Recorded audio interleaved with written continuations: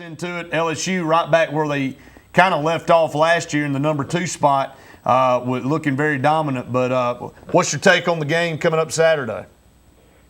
Well, it may not be very pretty. You're right, Auburn does limp into it, but hopefully this could be one of the turning points of the season. If Auburn can get a few things right, and we've seen glimpses of where they can, they just haven't been able to put it all together yet. And we have to remember this is a really young and inexperienced team. We're trying to break in 2 new coordinators as well as a brand-new quarterback, and a quarterback that, frankly, wasn't brought in to run this system. So we've had a little bumps, some bumps and bruises along the way, and hopefully we can get things on the right track. It just, LSU's not going to be an easy team to put things back on the tracks with.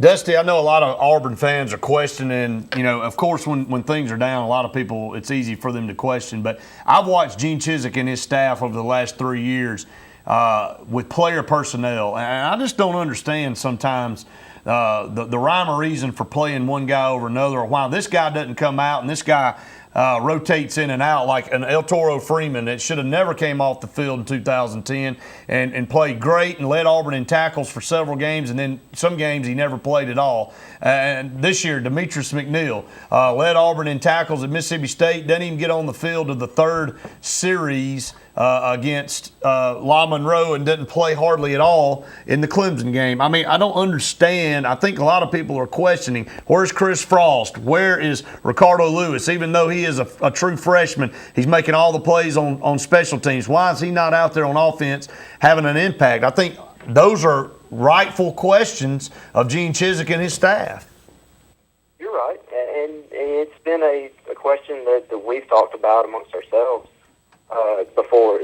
Where are some of the young playmakers? You see Demetrius McNeil and, like you said, Ricardo Lewis making plays all over the special teams, and they're making an impact there. Why can't they do it at another position? And I think it may come down to the coaches are the ones making the money to make the decisions. So obviously they see something that we don't. But it may come down to knowing the schemes. Now, McNeil is in the right place at the right time, and he's making a lot of tackles. He led the team a couple of weeks ago.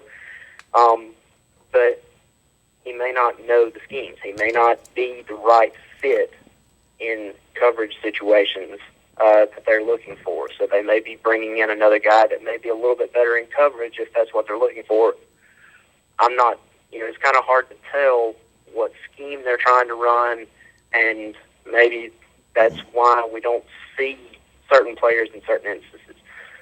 Chris Frost is one that I would love to see on the field. I think he's got a world of talent, but he may have a linebacker is not his natural position. It wasn't the position he played in high school.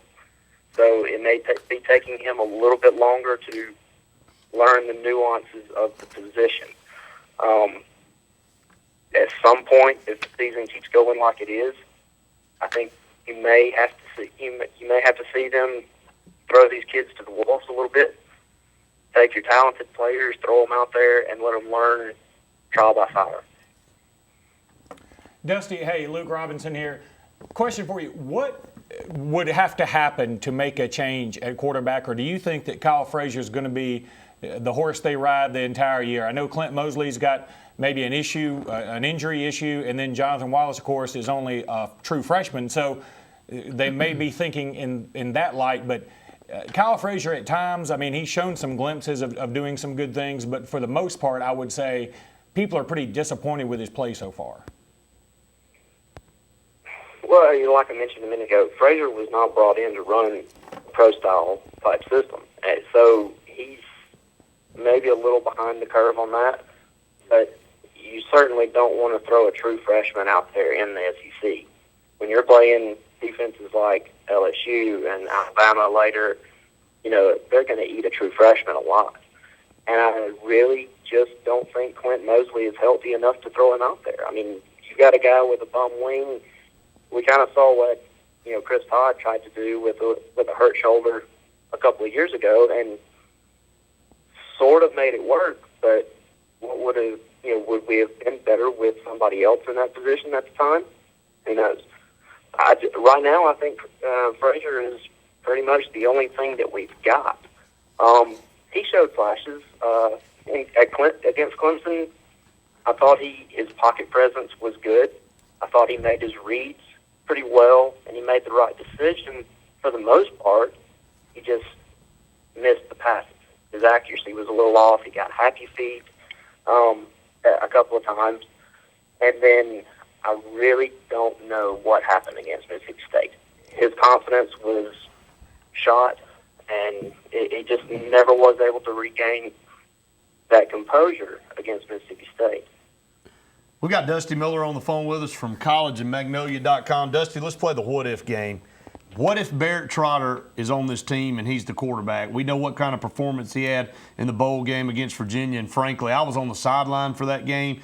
When Clint Mosley came out, it looked like Auburn was going to get it handed to him, and Barrett Trotter came in and really lit the place on fire and ended up bringing Auburn back, and they won the game pretty handily.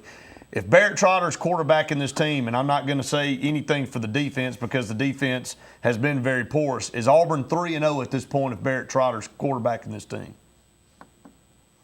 That's a very interesting question. I think we beat Clemson. We could have beat Clemson anyway. Barrett Trotter is a seasoned veteran, and he's probably not going to get rattled in pressure situations the way Frazier did maybe at the end of the game a little bit. So we may have been able to pull that one off against Clemson. I really don't know. Turnovers killed us against Mississippi State. They really did. But they were also much more physical than we were in every facet of the game. They beat us up front, and with Mississippi State's defensive line pushing our offensive line around, then I don't know that a change at quarterback in that game, no matter who you put back there, is going to make much of a difference. Yeah, you're exactly right. That's just an interesting thought because, Barrett Trotter did finish the year very strongly, and it looked like they had a chance moving in. Now, of course, everybody was expecting Kyle Frazier to be a very solid player, being the Gatorade Player of the Year coming out of Shiloh Christian out of Arkansas. But Barrett Trotter, I think they're missing that senior leadership, as you just alluded to, at the quarterback position. But, Dusty, we've got to run. We really appreciate you being on the show tonight and look forward to having you on again very soon. Anytime. Appreciate you having us. Thank you so much, Dusty. And that's Dusty Miller from college and Magnolia.com. And I'll go to that website and check out their blogs there. It's some interesting stuff. They're breaking down the LSU-Auburn game coming up this Saturday. So make sure you go there and check them out.